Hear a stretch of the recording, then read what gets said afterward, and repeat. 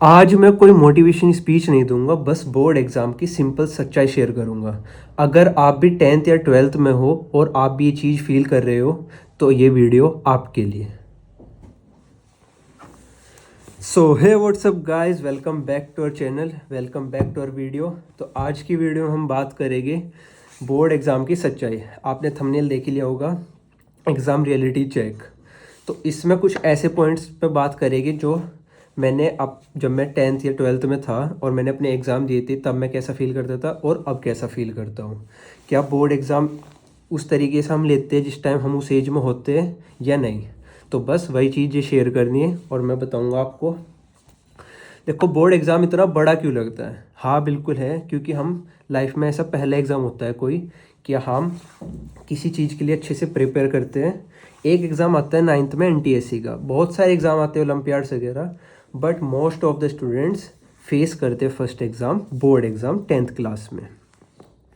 इस और बड़ा इसलिए होता है क्योंकि एक तो तुम दूसरे सेंटर में जाते हो एग्ज़ाम देने, एक तुम्हारा समाज सोसाइटी सब तुम्हें ऐसा कर देते हैं कि हाँ भाई बोर्ड एग्ज़ाम है, बोर्ड एग्ज़ाम है। अगर कोई बोर्ड एग्ज़ाम की बात ना करे, बोर्ड एग्ज़ाम भी ऐसे ही लगेगा जैसे यहाँ नॉर्मल एग्ज़ाम होते हैं, लेकिन हाँ उसका पेपर बाहर से आता है, कॉपी बाहर चेक होने जाती है।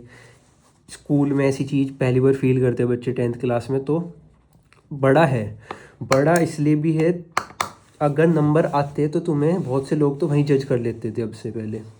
आज के टाइम पे चलो मानते हैं कि हाँ हम स्केल और भी चीज़ों पे ध्यान देते हैं, बट अब से पहले अगर तुम अपने मार्क्स बताओगे ना, क्या मेरे तो 65 मार्क्स है 10th में, तो क्या बस 65, अच्छा पढ़ने में होशियार नहीं हो गया, काम नहीं हो गया।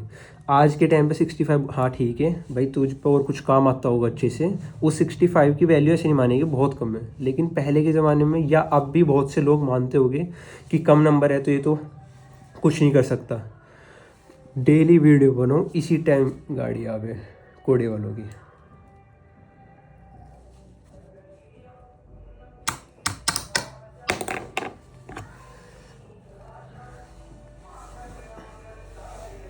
उफ।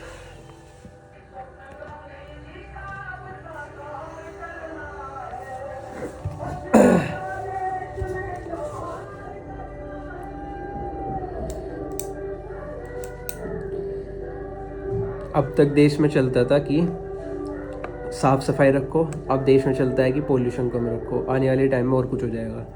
इतना ज़्यादा हो रहा है ना पोल्यूशन, कोहरा, चलो कोहरा तो छोड़ दो, कोहरा तो हर साल आता है। पोल्यूशन थोड़ी ना आ रहा था, इस साल कुछ ज़्यादा आ रहा है। इस पर कोई ध्यान नहीं, कुछ नहीं, कोई एक्शन नहीं लिया जा रहा। भाई इतनी बड़ी प्रॉब्लम है तो एक्शन दिखना चाहिए ना। अगर ले भी रही है सरकार एक्शन, तो एक्शन नहीं दिख रहा, छोड़ो उस पर। तो हमसे इतना बड़ा क्यों है? देखो बड़ा तो है, बट बड़ा किस वे में? देखो, एक तो एक्सपेक्टेशन बहुत बढ़ जाती है बच्चों से कि भाई 10th का एग्ज़ाम है। सोसाइटी, टीचर्स, फैमिली, रिलेटिव सब एक तुम्हारे पास एक एग्ज़ाम प्रॉब्लम नहीं है, जो उसकी एक्सपेक्टेशन का वेट हो जाता है ना, वो प्रॉब्लम बन जाती है फिर। देखो, बोर्ड एग्ज़ाम लाइफ का एंड नहीं है। अभी तुम अगर 10th क्लास में हो, 12th में हो और तुम अपने एग्ज़ाम देने जा रहे होगे या तुमने दे चुके या दोगे, तो इस बात को देखो तुम भी रिलेट करना कि आज तुम्हें ऐसा लग रहा हो कि यार अगर 10th का एग्ज़ाम अच्छा नहीं गया, मेरी तो ज़िंदगी आगे ख़राब हो जाएगी। उस टाइम पे फील होगा, बिल्कुल होगा, 12th में भी होगा। लेकिन जब 3-4 साल गुजर जाएंगे और वो टाइम याद करोगे तो कहोगे कुछ भी नहीं था। हाँ, मार्क्स मैटर करेंगे, मार्क्स इंपॉर्टेंट है। मार्क्स इंपॉर्टेंट इसलिए क्योंकि 12वीं में जब तुम्हारे कॉलेज में एडमिशन होगा, तुम्हारी मार्कशीट चाहिएगी। तुम्हें कहीं कोई पूछेगा, तुम्हारे मार्क्स से तुम्हें जज नहीं करेगा, जज के लिए नहीं कह रहा हूँ, बट तुम्हें रहेगा ना कि हाँ भाई मैंने 9th 10th 12th क्लास में अच्छे मार्क्स ला रखे हैं, मैंने कर रखा है कुछ आने पहले टाइम में और आने वाले टाइम में मैं कर सकता हूँ। तुम्हारे पास ये नहीं होगा। देखो, अगर तुम्हें दिया गया है कुछ काम तो तुम उसमें अच्छा करोगे ही, या तो फिर मत करो उस काम को। अगर तुम 10th या 12th में हो तो आप पढ़ो, अच्छे से मार्क्स लो, बट एंड नहीं है। अगर आज ये सोचोगे ना यार ये एग्ज़ाम ख़राब गया और मेरा तो एंड हो गया, 5 साल बाद तुम्हें उस चीज़ को ये कहोगे कि यार ये भी कुछ था क्या, ये तो एग्ज़ाम ही तो था एक, छोड़ गया तो गया। हाँ, नहीं पढ़े या पढ़े वो तुम्हारे ऊपर है, ठीक है, बट एंड नहीं है, सच बोल रहा हूँ। कम नंबर आएगी, बुरा लगेगा, थोड़े टाइम बाद ठीक हो जाएगा। हाँ, प्रॉब्लम आती है कि तुम्हारे तुम्हारे 12th क्लास के मार्क्स चाहिए होते हैं जब एडमिशन चाहिए होता है कॉलेज में। बट अब तो अभी CUET AKTU एग्ज़ाम से बहुत सारे कॉम्पिटिटिव एग्ज़ाम हो गए जिसकी वजह से एडमिशन मिलता है। बट एंड नहीं है लाइफ का, ठीक है, इस बात को थोड़ा समझो। अभी जब हम कुछ कर रहे होते हैं ना तब वो चीज़ समझ में नहीं थी, जब कर चुके होते हैं उसके बाद देखते हैं कि यार हाँ वो तो ऐसे भी हो सकता था। देखो अच्छे मार्क्स आ जाएगी तो तुम्हारे पास अपॉर्चुनिटीज़ ज़्यादा खुल जाएगी।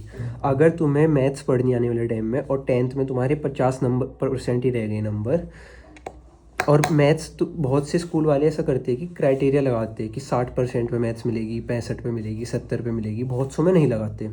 अगर तुम्हारे 10th में 50 रह गए और तुम्हें मैथ्स पढ़नी है फ्यूचर में, तुम कहाँ से परस्यू कर लोगे फिर? तुम स्कूल चेंज करोगे फिर, या हाँ मार्क्स इम्पोर्टेंट है पर इसका मतलब ये नहीं है कि सब कुछ है। तुम्हें मैथ्स पढ़नी होगी तो ऑब्वियसली तुम्हें 60 से ऊपर लानी पड़ेगी। बस बात ये है कि जब अच्छे मार्क्स आते हैं तो अपॉर्चुनिटीज़ ज़्यादा खुल जाती है। अच्छे मार्क्स आ गए, तुम्हारे घर वाले अगर तुम कुछ नया ट्राई करना चाहोगे वो भी मना नहीं करेगी। तुम्हें खुद को फील रहेगा हाँ भाई मैंने अच्छे मार्क्स ला रखे, अच्छे नंबर आ रखे, अच्छा रिजल्ट है मेरा, मैं मेहनत कर सकता हूँ। तुम्हें खुद पे कॉन्फिडेंस रहेगा अगर कुछ नया ट्राई करोगे। मोर अपॉर्चुनिटीज़ इस टाइप से, अगर तुम आर्ट्स ले लेते हो, आर्ट्स बच्चा, बहुत सा बच्चा ऐसा करता है ना कि प्रेशर में 85 नंबर रह गए, अब तो आर्ट्स ही लेनी पड़ेगी स्कूल में, और आर्ट्स ले लेता है। आर्ट्स लेने के बाद वो बीटेक नहीं कर सकता कभी, लेकिन बीटेक करने के बाद वो आर्ट्स स्ट्रीम की तरफ जा सकता है। आर्ट्स से बच्चा क्या करता है, आर्ट्स से बच्चा, बहुत से बच्चे आर्ट्स इसलिए लेते हैं, कॉम्पिटिटिव एग्ज़ाम की तैयारी करते हैं क्योंकि सोचते हैं जल्दी से जल्दी करें, या फिर कोई स्पोर्ट्स खेलता है इसलिए आर्ट्स ले लेता है कि ईजी रहेगा, या फिर कुछ अपना करे, या फिर उसे नहीं पढ़ना बस पास होना है, आर्ट्स ले ली ईजी है। देखो, और अगर तुमने मैथ्स बायो ले ली और तुम अगर मैथ्स बायो ले ली ना, तुम आर्ट्स की तरफ आ सकते हो, लेकिन आर्ट्स ले ली तो उस तरफ जाना बहुत डिफ़िकल्ट है, ना के बराबर ही है। हाँ पढ़ सकते हो बट उस लाइन में नहीं जा सकते, ये कह रहा हूँ मैं। लाइन में बहुत डिफ़िकल्ट हो जाएगा, जा सकते हो बट बहुत डिफ़िकल्ट, क्योंकि तुम्हें अलग से सब स्किल सीखनी पड़ेगी। तुम्हारा सारा बैकग्राउंड तो आर्ट्स का रहेगा, लेकिन अलग से स्किल सीखोगे, उसके बाद अलग से अप्लाई करोगे। लेकिन अगर तुम बीटेक कर रहे हो या फिर कुछ भी कर रहे हो मैथ्स वाली स्ट्रीम से या बायो वाली स्ट्रीम से, तुम वापस आर्ट्स की तरफ ईजिली जा सकते हो। और ये वाली बात मैं क्यों बता रहा हूँ, क्योंकि तुमने आर्ट्स इसलिए ली थी क्योंकि तुम्हारे कम नंबर रह गए थे। हाँ नंबर इम्पोर्टेंट है बट ये नहीं है कि इसका एंड है। तुम खुद देखो हाँ मुझे क्या लेना है, उस हिसाब से तुम नंबर लो। अब से पहले तुमने देखा हो 10th और 12th के एग्ज़ाम में 27-28 क्वेश्चन आते थे, सारे थ्योरी के ऐसे आते थे सीधे सीधे, और वे तुमने देखो 10 साल के पेपर में 25 question 20-22 question as it is मिल जाएगी 10 ईयर्स के PYQ में। एक बुक आती थी एवरग्रीन टाइप से, बच्चे उसको रटते थे, एग्ज़ाम दिया जाते थे, 10 CG पे 9.5 CG 9 CG आ जाते थे। आज के टाइम पे 35 से 40 क्वेश्चन आते हैं, शायद मेरे ध्यान नहीं, 35 क्वेश्चन थे मेरे टाइम पे, अब शायद 40 हो गए हैं। हाँ ऐसे ही आते हैं 35 या 40। 35-40 क्वेश्चन में तुमने देखो बहुत सारे तो MCQs में चेंज ला दिया। अब जो लास्ट में कॉम्प्रिहेंसिव एक वो आता है, अब पैसेज आता है मैथ्स कई ये मैं मैथ्स का बता रहा हूँ, तो मैं मैथ्स का एग्जाम पता कैसा आ रहा है, पहले तो आते थे नॉर्मल क्वेश्चन, अब पैसेज आता है। पैसेज में से तुम्हें क्वेश्चंस नहीं, पैसेज में से तुम्हें खुद पढ़, जैसे JEE मेंस का एग्ज़ाम आता है ना एडवांस का, कि पैसेज पढ़ो, उसमें से फॉर्मूला बनाओ, फिर उस फॉर्मूले से जो क्वेश्चन दिया वो सोल्व करो। देखा गया अब उसको ठीक किया जा रहा है। अब पहले पेपर आता था रटो और जाके दियो, लेकिन अब जो वो पैसेज है उसमें रटने वाला कुछ रही नहीं, वो पैसेज तुम्हें कहीं मिलेगा ही नहीं। वो पैसेज पढ़ो, उसमें से क्वेश्चन बनेगा, अगर ग्राफ का क्वेश्चन है या एक्स लाइन वाले क्वेश्चन है वो उसमें से बनाओ, ऐसे सोल्व करने होते हैं, तुम्हें भी पता है। ऐसे ही SST में भी हो गया है, 10th क्लास का बता रहा हूँ, ऐसे ही साइंस में भी हो गया है, 12th में भी ऐसे ही हुआ है। 12th में शायद 10th में था ये, 12th में नहीं था, 10th में आया था ये। अब 12th में भी हो गया तो मुझको पता नहीं, बट मैं बता रहा हूँ कि अब से पहले सिर्फ रटाते थे स्कूल वाले, अब भी रटते हैं, पर अब एकदम से ऐसा चेंज कर दिया ना। तो बच्चों को जब मैंने पहली बार आया था हमारे उसमें तो चेंज हुआ था पैटर्न एग्ज़ाम का, हमें लग रहा था ये कैसा पेपर दे दिया, अब से पहले तो ऐसे देखे ही नहीं थे कभी, बट अब बच्चा धीरे धीरे कर रहा है। देखो topper versus average, topper versus average है क्या,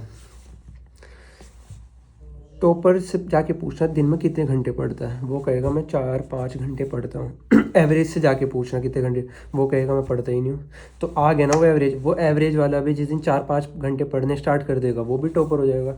बात है टॉपर इसलिए टॉपर है क्योंकि वो टाइम दे रहा है उस चीज़ को समय दे रहा है। तुम इसलिए नहीं हो क्योंकि तुम समय नहीं दे रहे हो। एक बार समय देना स्टार्ट कर दो, अपने आप रिजल्ट आना स्टार्ट हो जाएगा।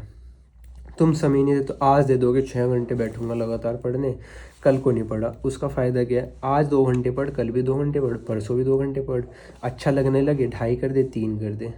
अब तुम स्टार्टिंग में ही सोच लो कि नहीं यार आज तो 6-8 घंटे लेके बैठूंगा, 8 घंटे में 2 घंटे फ़ोन में स्क्रॉल कर लोगे कि बैठा था तो 2 घंटे कहीं ऐसे इधर ध्यान में, उसमें से 2 घंटे पढ़ोगे, रहेगा क्या? 6 घंटे पढ़ो मैं, बट पढ़े कितने? 2 ही। और तुम 2 ही लेके बैठते तो तुम्हारे 4 घंटे भी बचते।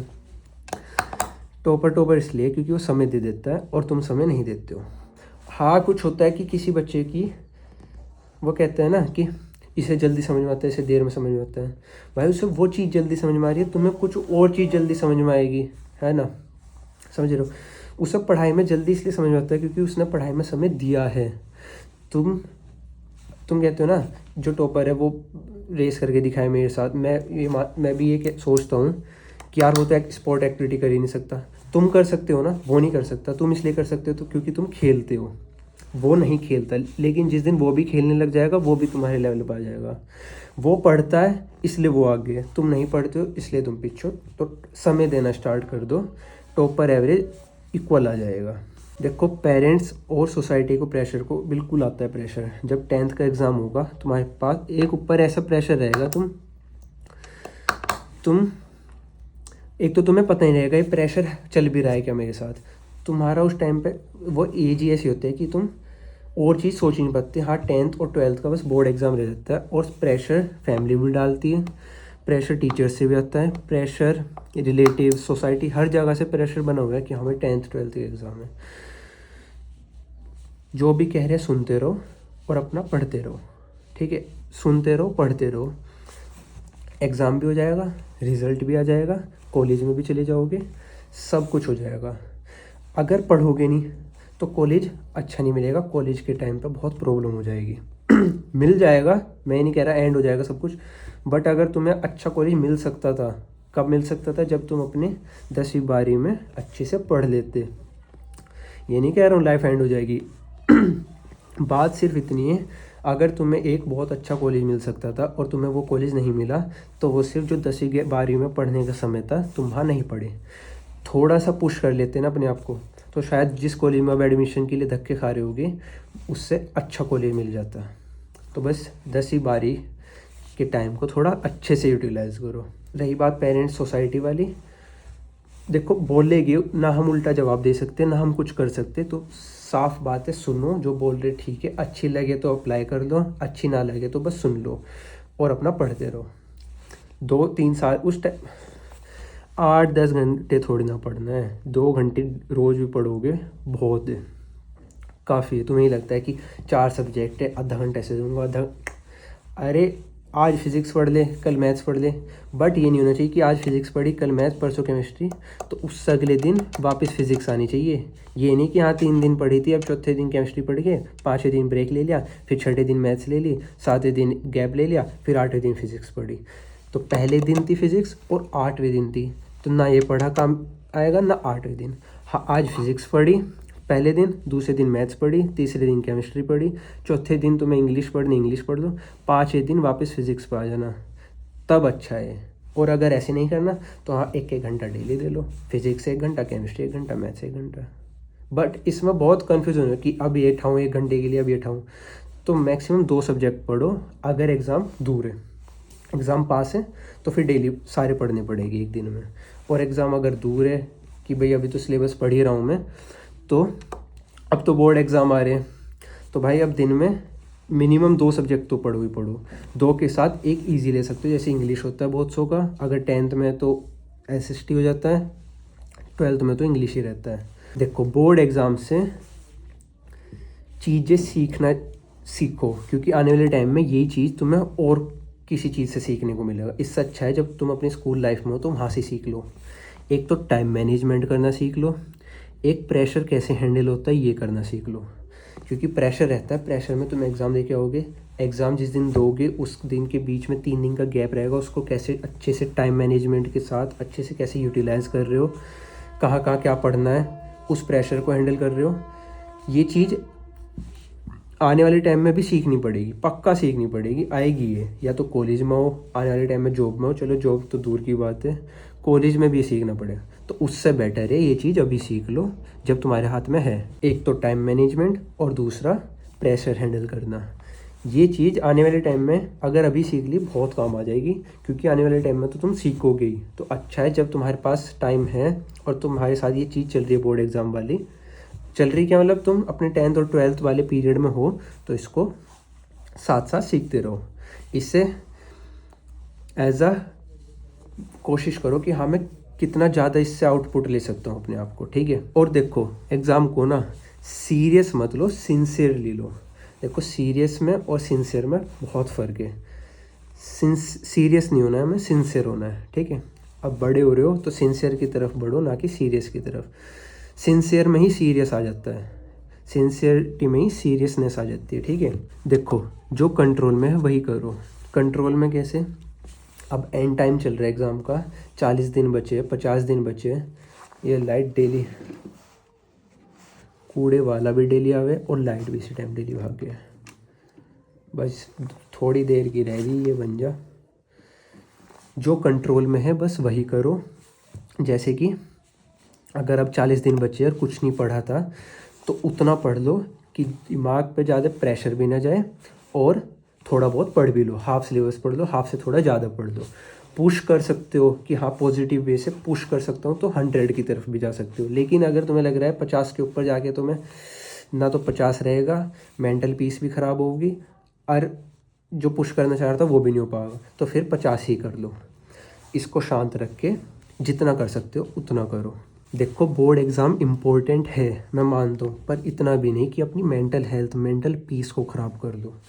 अभी बोला ना मैंने कि अगर 50%, 50 तो भाई देखो करना ही पड़ेगा। 50 नहीं कर रहे, 40 दिन में 50 बड़े आराम से हो जाएगा। 50% कह रहा हूँ मैं।